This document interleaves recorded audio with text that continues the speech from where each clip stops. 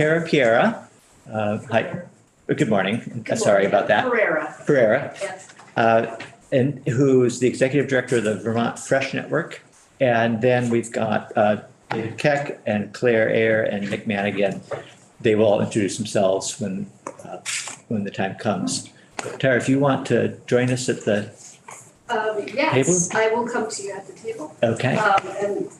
And I actually brought some handouts actually. So I don't know if that's appropriate, but I brought something. A little gift there. Excuse me, I didn't have a chance to take my coat off. Okay, I hope, oh, did I bring enough? Anyway. We can share. Yeah. Alrighty then, okay. Good morning to you all, and thank you to the chair and other members of this committee for the opportunity to speak with you today. My name is Tara Pereira. I'm the executive director of Vermont Fresh Network. Our organization works across the food system to build strong relationships between farmers, specialty food producers, culinary professionals, beverage professionals, and consumers to grow markets and eat more locally grown foods. Our members can be found all over the state, in every region, and they're all dedicated to a strong local food system for the benefit of our environment, our communities, and the overall strength of the rural economy. VFN offers a range of support to restaurants and food producers all over the state because there are a range of issues that make being an entrepreneur in this sector uniquely challenging. Today, I'll be speaking about agritourism. Agritourism is an important economic driver and connects visitors to Vermont's iconic working landscape. It can be defined in many different ways. The core of agritourism is on-farm experiences and product sales that are deeply connected to agriculture, including pick your own, overnight farm stays, cooking classes, dinners on the farm. And that's just really the beginning. I am constantly impressed by the range of experiences and that folks can have on farms, from hiking trails to 5K races, hiking trails through sugar bushes, to 5K races through lavender fields, to burger nights, to ballet. There's really something for everyone. In Vermont, agritourism, including direct sales, brings in $52 million for approximately 2,000 farms throughout the state. Our farms rely on this income.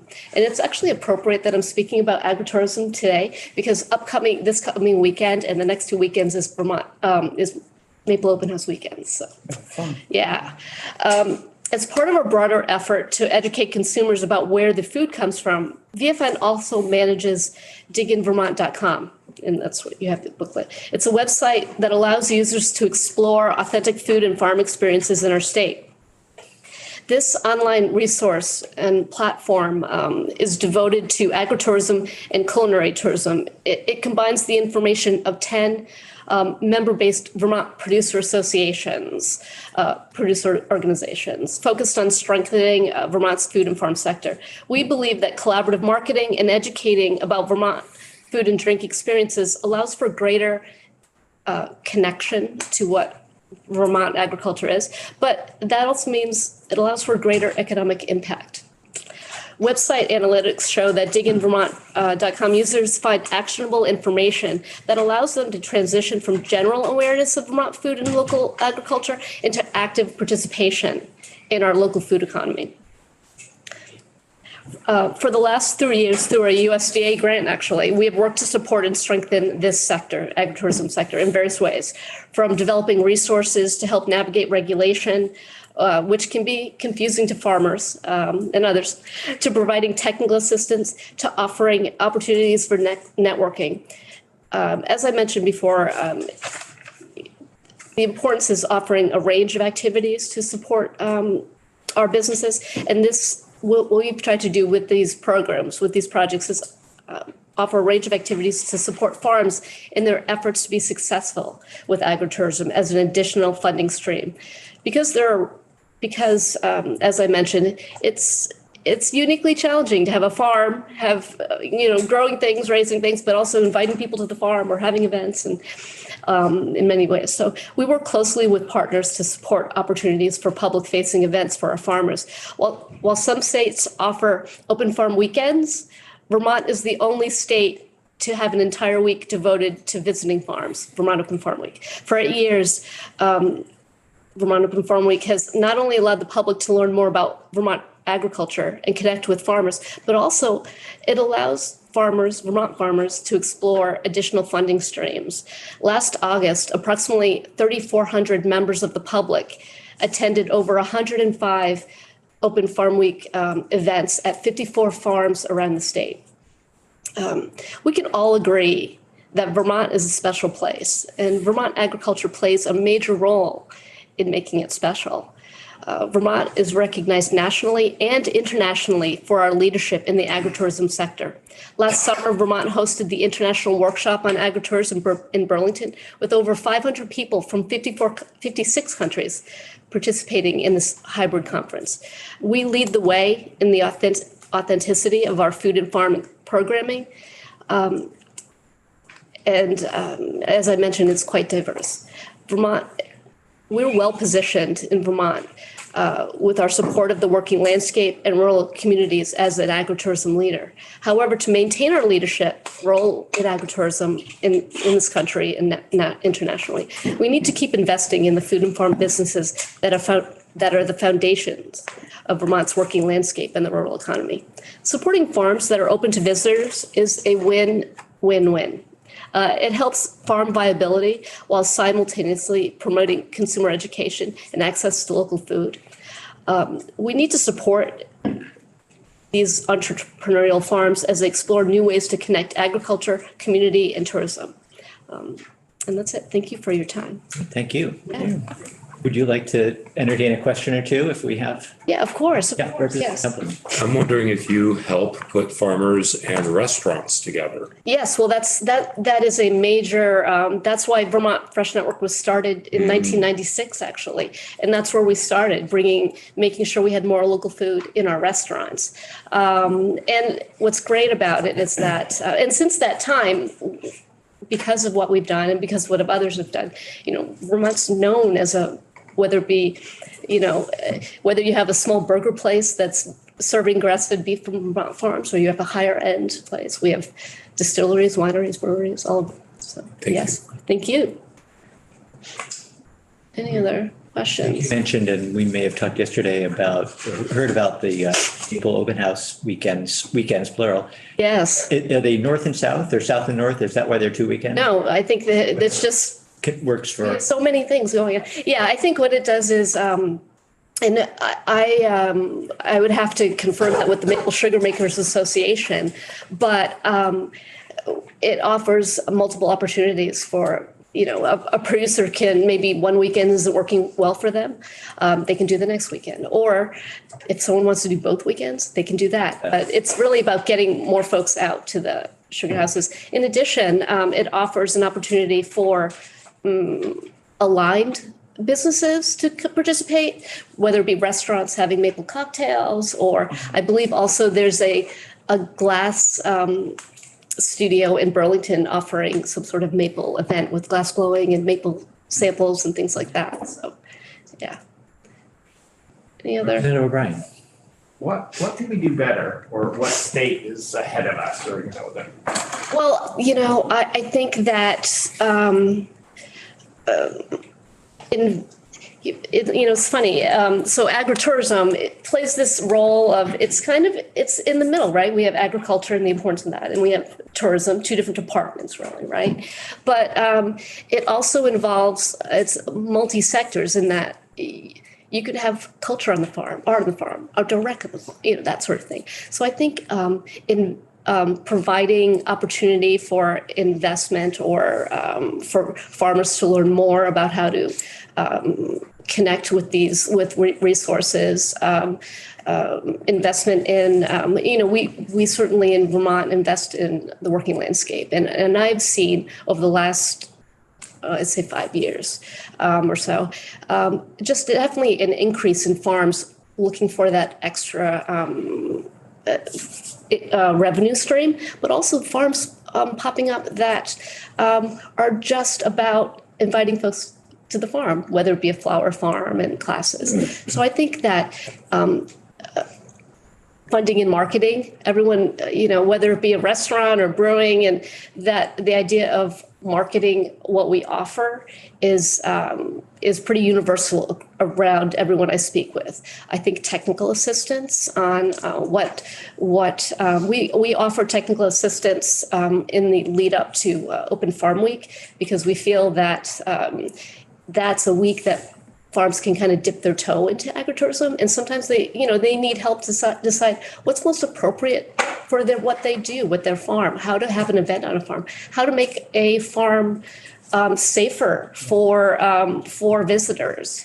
So I think that investment in that sector and that community is always very important, and the more people go to events, I recommend it,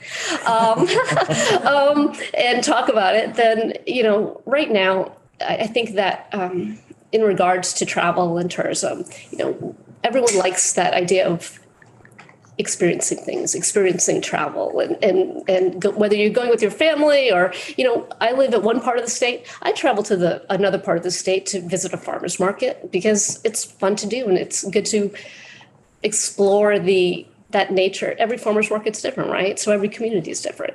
So I think that anytime that we can invest in that sector to help the farmers, that's a good thing. So, yeah. Any other questions or? Thank you. Yeah, thank you. So next, we're going to hear from representatives of three businesses, and David Keck first.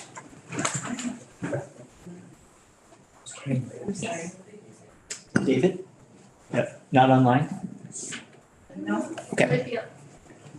Okay, so when he arrives, Mr. Keck owns Stella 14 wine, so maybe we'll just switch the order here. Clara, if you want to come up then.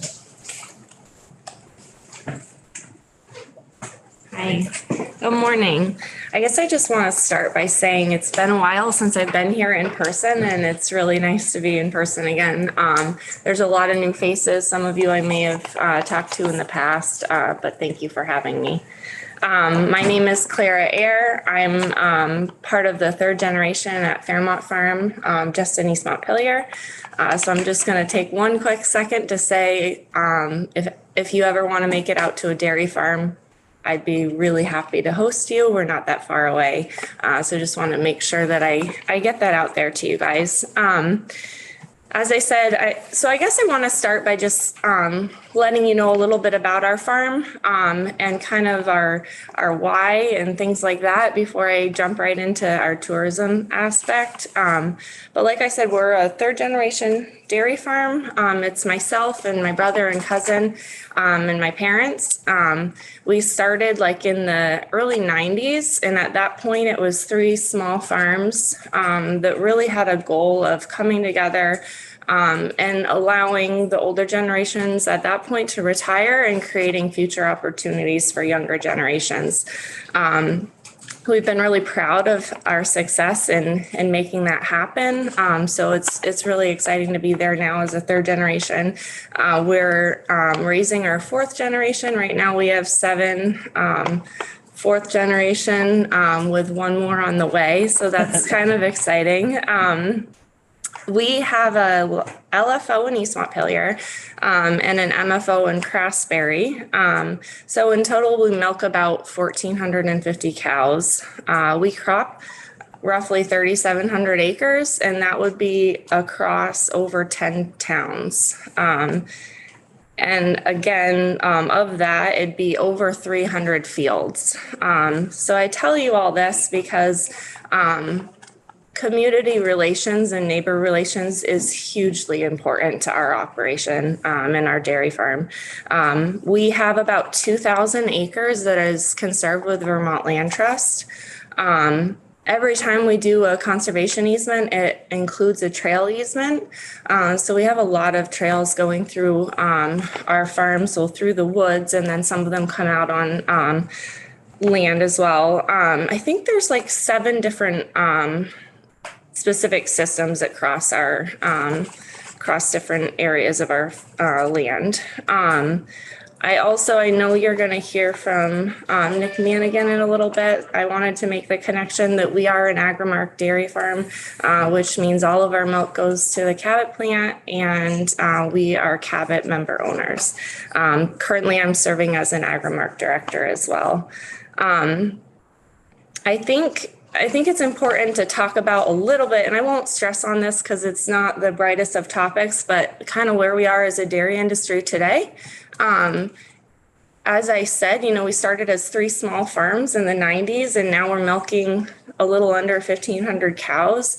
In the past, our mode to like profits and that sort of thing has been through growth.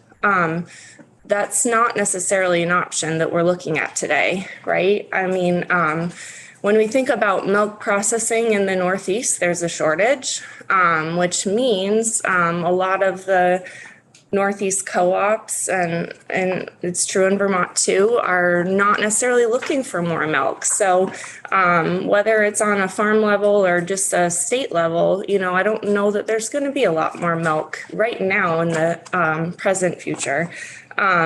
So how do we figure out how to be profitable and how to, keep up with inflation and things like that? And it's going to be different than how we've done it before. And I don't know exactly what it's going to look like. We have to gain efficiencies, and it could be through technology. Maybe it's more milk per cow, more yields per acre, better use of our inputs through things like manure injection, which means less nitrogen that we're buying in, things like that, labor saving technology. All of those things are going to be kind of what we're looking at as our present future. So I guess kind of what I wanted to bring in, and so then we talk about diversification, right? So that's one area that you can bring in additional profits on a farm. We're here today to celebrate tourism and agritourism. So I thought I could tell you a little bit about what we do on our farm. Like I said, community relations is extremely important. We see that as absolutely a need for our farm to operate today and into the future.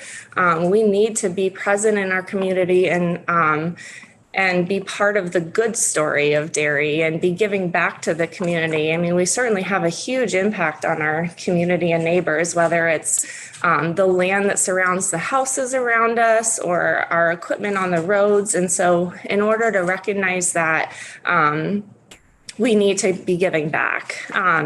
So a couple things we're doing. We have a summer camp. This year will be our largest camp yet. So we're going to host 6 weeks. It's 28 kids a week. I opened registration January 1st, and it was sold out with a waiting list within a week. So it is, we started in 2015, so we have a little bit of history, but it shows there's a want and a need for that within our communities. And maybe some of it's childcare, maybe some of it's, the want for people to understand where their food comes from, some combination of all of it. But certainly it's been hugely successful on our farm. And it's been a really, really cool way for us to get into individual houses within the community and have them tell the story of our farm and in a positive light. So that's been amazing for us. Another thing that we've been doing is we opened an on-farm market. We did that in 2020. So we sell some beef, pork, lamb, Cabot dairy products, and we try to bring in some other local products as well. And that's just been kind of like a steady, slow growth. And it's another way, right, to bring community members into the farm and just have that different relationship than we've had in the past. I guess I want to, and then I'm sorry, another thing that we've done, we had our second annual, what we call Christmas on the Farm last year. We welcomed maybe 400 people each year. We had a live nativity scene. We had Santa, we had milk and cookies, we had, just kind of like a fun community thing. So we've really tried hard to be that place in the community that can welcome people in and have these like fun events like we just heard about. I guess I want to bring it back for you guys to put it into a little bit of perspective. So those things that we're doing, we absolutely want to continue doing. We want to keep growing. But at this point, the income that we receive from those things combined would represent maybe 1% of our milk income. And to put it in a little more perspective, it's roughly a third of 1 month of our grain bill. So I don't say that as a point to like bring things down. I say it more as a point of when we talk about agritourism and the importance the importance it plays. I think it's really important that we don't like try to do one model for every farm because it means different things. And while I'm here to say it's important to us and I want it to continue, I also want to stress that it's not going to be something that like saves our industry. When you're talking, it's all scale, right? And so perhaps if you're a smaller scale dairy and a larger scale tourist sort of operations, there's a difference there, and those percentages would look different. But certainly for us, that feels like the largest, certainly scale summer camp that I can accommodate while we have an operating dairy farm. And so anyways, it's just important to kind of understand how it all plays together. And I guess I want to bring it back to, I think the best way to support Vermont dairy farms is to buy Vermont dairy, is to buy specifically for us Cabot. Those profits come right back to us. And that really is how to support farms, as well as, going to events, hearing our stories and sharing that within your communities.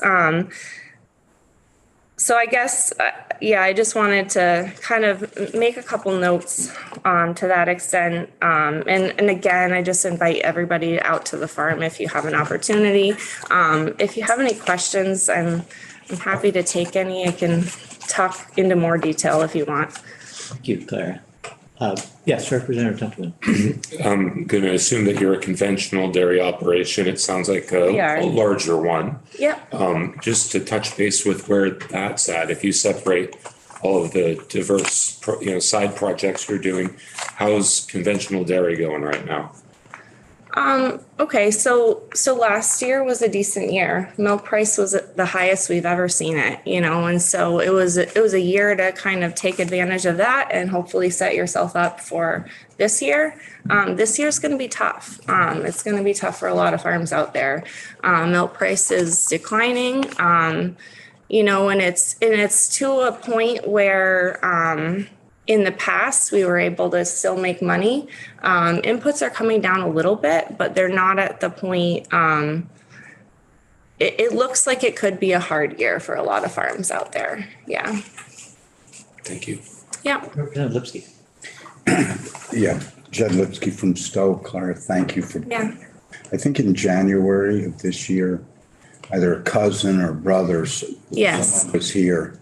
Tucker.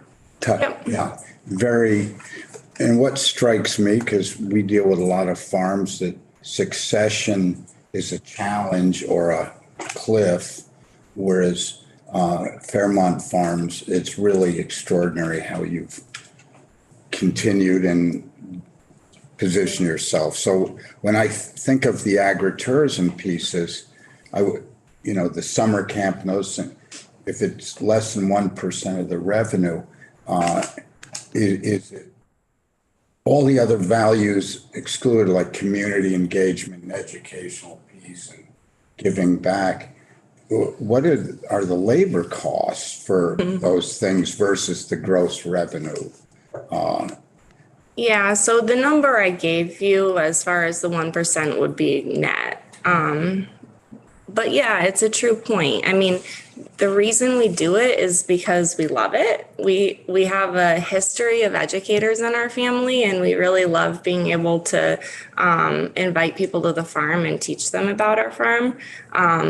But we're not doing it for the money. I mean, it wouldn't be there, you know. And as we continue, you know, as we have these tough years, you have to kind of look at every single aspect and, you know, is this worth it? Is that worth it? And certainly it could be something that we have to think hard about in the future. But then to Tara's point, you know, maybe that's where, like, what can you guys do to help? Maybe there's funding available to help farms put on things like that. You know, and we've done some with Working Lands before, and we've received a grant for our camp in the past. But yeah, there could be possibilities like that could help things like our camp continue. And this is a final follow-up.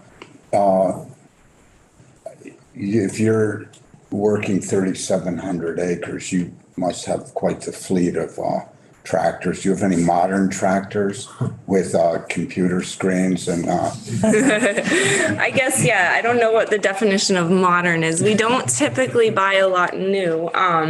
But yes, we have technology. So we have, they're called Ag Leader. They're screens that would be in the tractor. And we have one for our corn planter.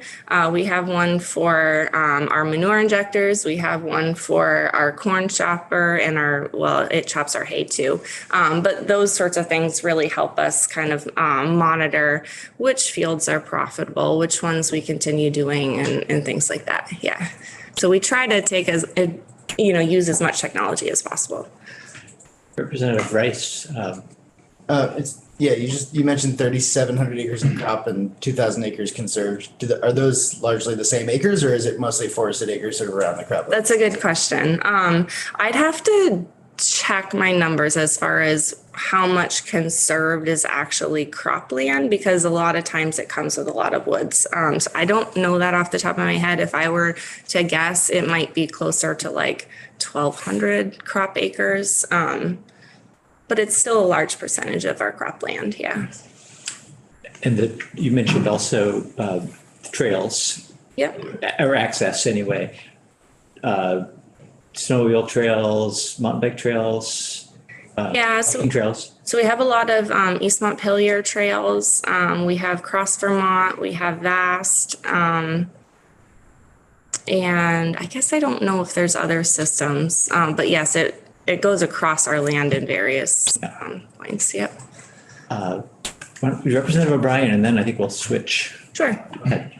I just wondered if the third generation sort of has board meetings or sits down and says, what would it look like, you know, if we shot for 30% or 10% coming in from agritourism, because you're really good at making milk, but Yeah. you want to be more like Liberty Hill or more sort of Bragg Farm or have bus tours or do weddings. Like, do these discussions happen? No, they don't, to be honest. Fair. That would be a huge number. I mean, we're talking, so we produce 46 million pounds of milk a year. So if you want to do the math, like this year, I don't know if we'll average $20 a hundredweight or something. So if you then take a third of that, that's a lot of money in tourism. I don't know if it's possible in our area. Maybe it is, but I don't know if we could support that amount of traffic and that sort of thing. Yeah. And I think it's a good point that perhaps not all farmers are as enthusiastic as your family might be to get into sort of into the event planning and the educational events and so forth. So I think we acknowledge that you're doing hard work, and it's a different kind of work than some farmers might be able to take on or willing to take on. Thank you very much. Yeah, thank you. And I think maybe what we'll do is ask Nick to come up to the table now, just so we can continue on the dairy theme. And then we'll go back to David afterwards. We've got, just looking at the clock, we want to try and wrap up by 10 of, just so we can have a little break before our 10 o'clock witness. Morning. Great. Good morning. It's good to be here. My first time here. So thank you. And yeah, an honor to work for Clara and her family. And my kids love Fairmont Farm Camp. So if you know any young ones that are interested, we can't recommend it highly enough. And we also love Vermont Fresh Network. That's one of our favorite among many great partners here in the state. So my name is Nick Manigan. I'm the Partnership and Community Marketing Manager at Cabot Creamery. I've been there for 13 years. I actually originally met with the co-op after I grew up in Bellows Falls. I went to UVM. I met my eventual wife there at UVM, St. Patrick's Day, senior year. So she was already scheduled to go to New York City. I'd never been. I followed her down and I met up with Cabot. Sampling had an event in my first month there. So it was very cathartic for a Vermont kid to go sample cheese in New York City. And I've been there ever since. That was 16 years ago. I've been full-time for 13 years. Today, we have just under 600 farm families in the co-op. There are 133 here in Vermont as of my last count. We have more than 1,000 total employees. I think it's about 1050. And here in Vermont, we're headquartered in Waitsfield. That's where my office is. Of course, we make cheese in Middlebury. That's our largest cheese plant. And Cabot, we make all our cultured products in Cabot. We do all our packaging in Cabot. We have our distribution center here in Montpelier. And of course, we make our butter down in West Springfield. And we also have a cheese plant in Chateaugay, New York. And we also have our retail store in Waterbury, of course, and they welcome about 100,000 people in an average year. We haven't had an average year in a little while now, but that's about what we would expect. And we provide, we work to provide experiences for people there. We're working on expanding what those experiences are too. We've expanded our footprint a little bit, and we're working on what those experiences are as people come in. You can imagine charcuterie boards and cooking demos and things like that, and certainly highlighting our farm families. We're also working on another location in Hardwick through the Yellow Barn project. The strength of our co-op is our people and our brand. We've been making world-class dairy products with love, pride, and purpose for more than 100 years, since 1919. And we're the first dairy co-op to achieve B Corp certification. So we're very proud of that. This month is B Corp month, as we've connected on. And really that just demonstrates our commitment to environmental and social impacts for our consumers, employees, and our cooperative farm families. The relationship between the dairy industry and tourism is symbiotic, and I'm in the marketing department at Cabot. We work in all forms of tourism here. I'll go through the list in a minute. We're very proud of the partnerships we've developed over our history to support tourism, and grateful for the opportunities tourism has afforded the co-op, our farm families, and our communities. Early in the brand's history, we didn't have the budget to promote our product outside of Vermont. We had a great product, of course, but we weren't able to afford a billboard in New York City or that kind of thing. And we're very fortunate to be near some of the best markets in the world, and people just coming up to visit us, to go to ski areas and visit our trails and visit our food scene. So we work closely. And I should also add, we always talk about this as, we grew the brand through lobbing cheese at tourists. That's our line. And we continue to lob cheese at tourists and anyone else who would like a bite of cheese. The cheese sells itself after that.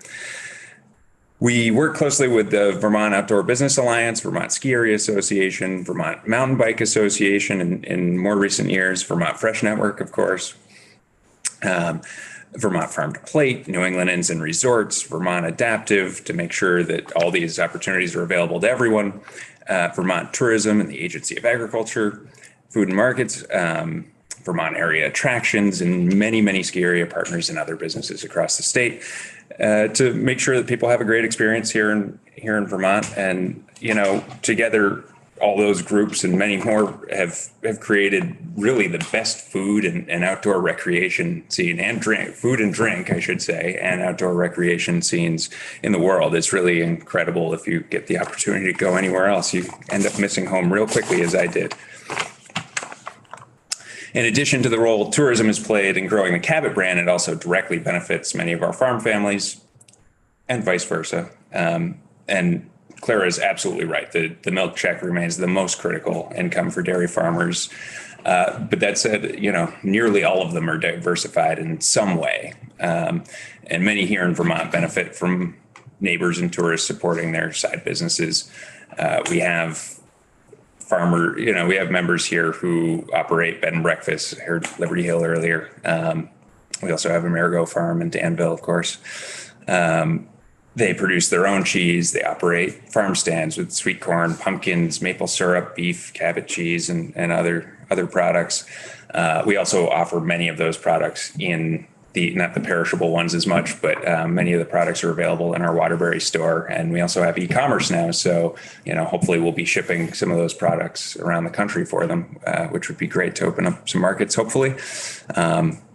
And of course, we have many sugar makers as well. So I was happy to hear Maple Weekend coming up. We're looking forward to it. We always go up and visit our friends, the Kuchers, in Westfield.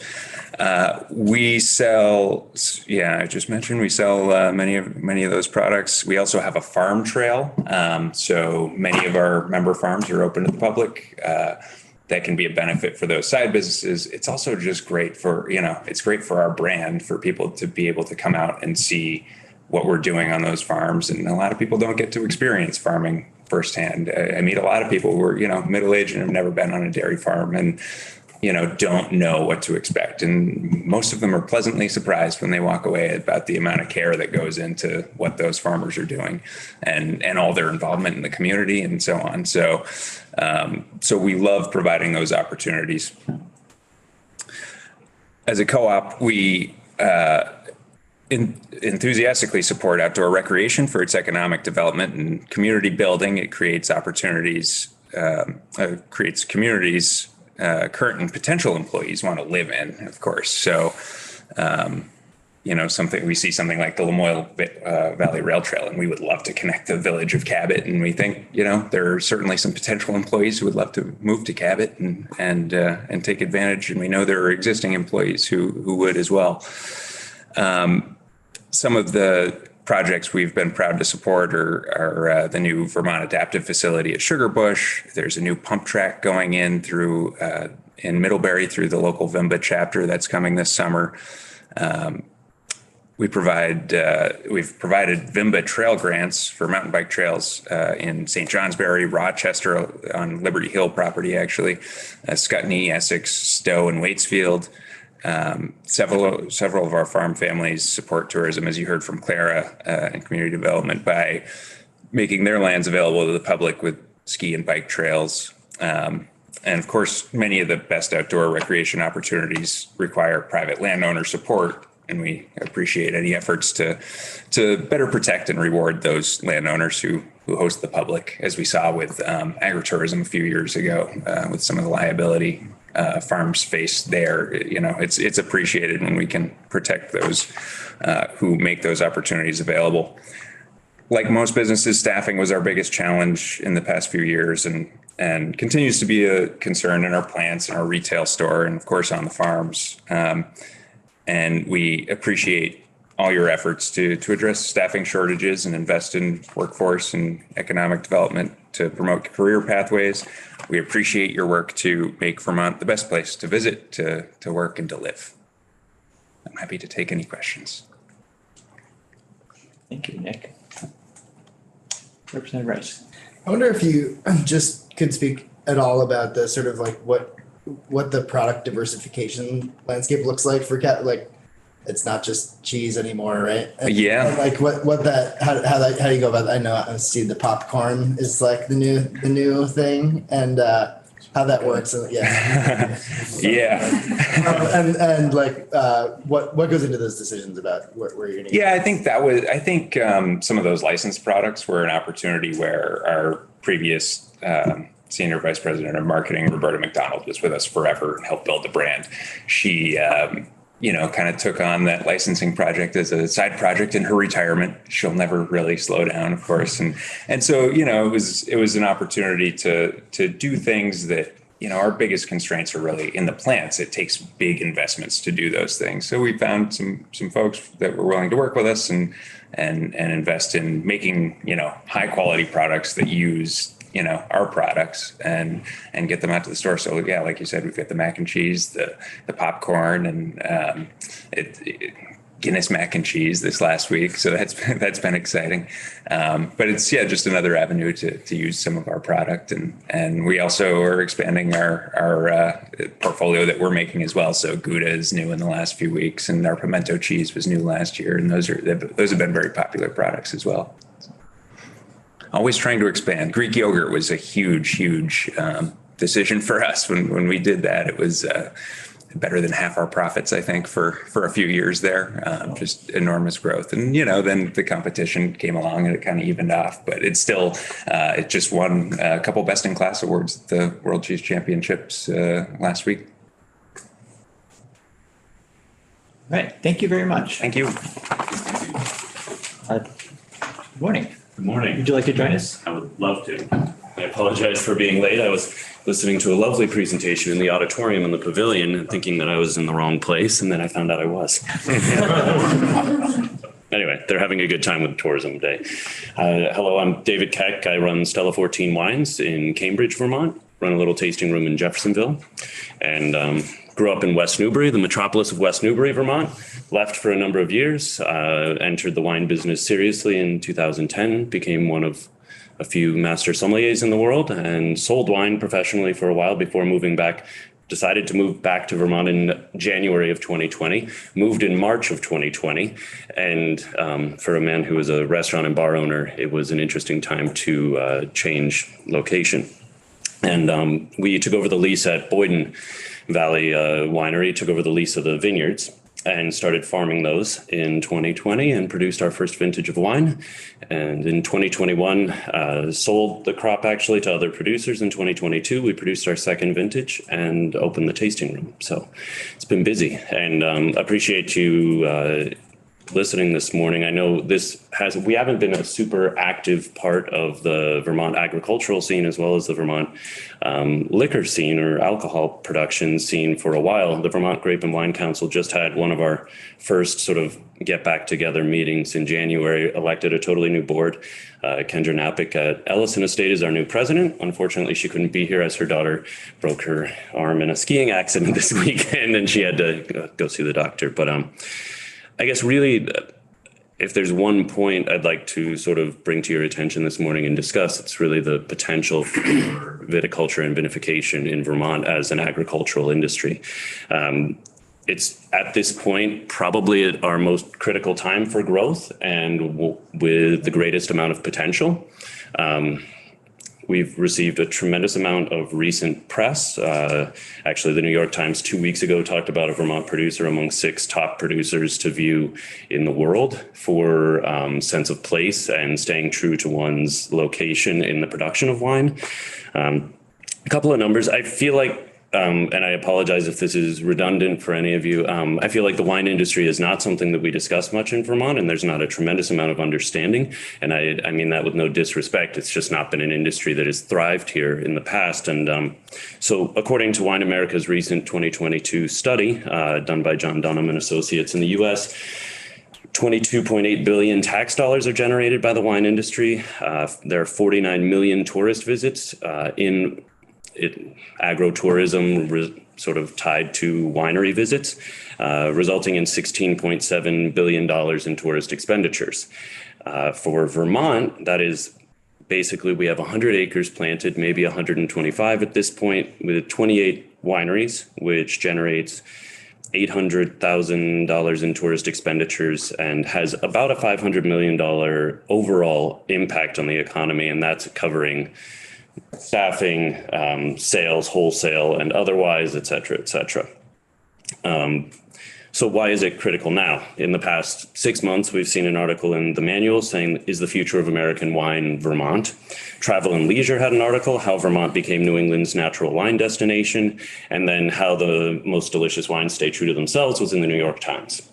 We still only have 120 acres planted and we don't make any wine, right? So I feel like we're kind of in this terrifying cart before the horse part of the program where everyone's very excited about what we're doing. Everyone is asking us for product and we don't have anything to sell.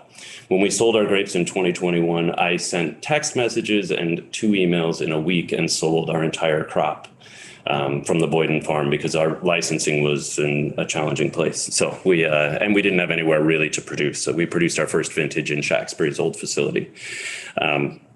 There are a couple of things that are, I would argue, attributing to the success right now, and part of the reason that we really need to kind of seize the day.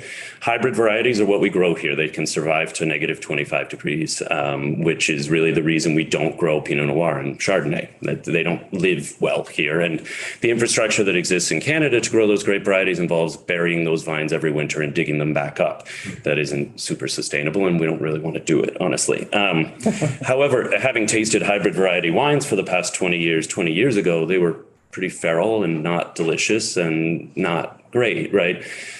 Within the past 20 years, the University of Minnesota has developed hybrid varieties that are much, much better, much more fungal resistant, and make more delicious wines, which is why they're actually really being enjoyed nationally and internationally now. We have Vermont wines on lists in Paris and London.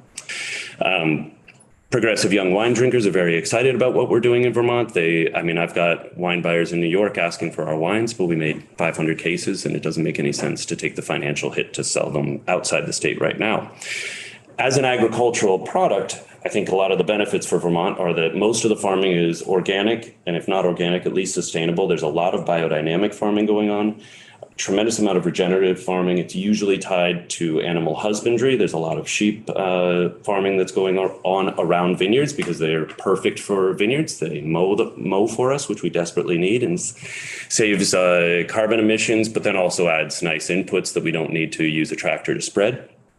A lot of the tractors actually that are coming out now for viticulture are electric, and Monarch has sort of seized the market there, which because we need small tractors that actually still have a decent amount of horsepower, that works well for us. And we don't need prime ag land to grow grapes. Grapes traditionally prefer land that is less fertile. So what does that mean financially? Really quickly, and I know you're on a time crunch. When we're looking at actual vineyard land necessary to produce a viable business, 10 acres of vineyard land can produce essentially on the low end, cropped very low, and with some challenges, 2 tons of grapes per acre.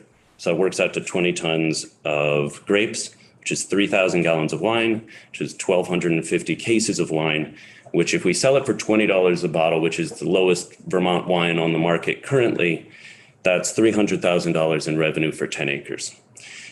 If we're able to open a tasting room and sell tasting flights only, which is all we're allowed to do under current legislation, that increases to $500,000. We can talk about the legislation challenge in a second. I'm working on it.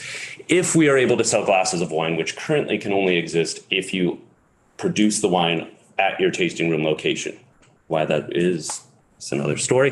That increases to $600,000 a year if you're selling glasses of wine, tasting flights, and selling your wine at $20 a bottle to tourists. As of right now, because of the fact that essentially alcohol legislation is consistent across the board as far as beer, spirits, and wine, wine is actually the only real agricultural product in the state currently. Cider falls in that category for the smaller producers who still work with Vermont apples. Most of them are bringing apples in. Spirits are produced almost exclusively with outside products, as is beer. Those are huge industries in the state and very successful. I think we would prefer if wine was seen a little bit more in the agricultural side of things, as it is a crop that we grow and produce our product exclusively from that. There is a huge project in New Mexico that started a couple of years ago to increase vineyard plantings, where essentially the government contributed $1 million to new plantings in the state, with the expectation that $10 million would be the result within 5 to 10 years of planting in tax dollars. The math on that is pretty straightforward, actually. If you look at if your tasting room's generating $500,000 off of 10 acres of vines, then you're contributing $50,000 immediately right back to the economy, as far as tax dollars are concerned. So right now the press is amazing. People love the wines, want them. We need to reach critical mass because there's zero infrastructure in Vermont. We have no labor force that knows how to prune. When I talk to colleagues in the Finger Lakes, it's like, how do you prune your 17 acres of vines, which is the biggest, Shelburne has 20 acres of vines. That's the largest collection of acreage in the state right now. And he says, oh, we have crews that come out and prune it in 2 days. I just make sure that they can get out there at the right time because they are farming Pinot Noir, so it's a little bit more crucial. When we prune, it's me and my partner Lauren pruning our 6 acres, and it takes us from January to, so help me, we'll be done by the end of April, right?